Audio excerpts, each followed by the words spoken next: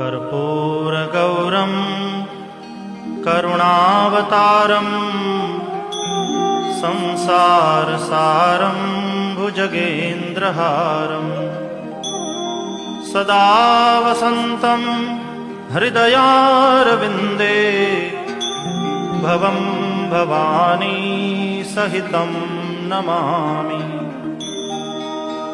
मङ्गलं भगवान् शम्भुः मङ्गलं वृषभध्वजः मङ्गलं पार्वतीनाथो मङ्गलायतनोहरः।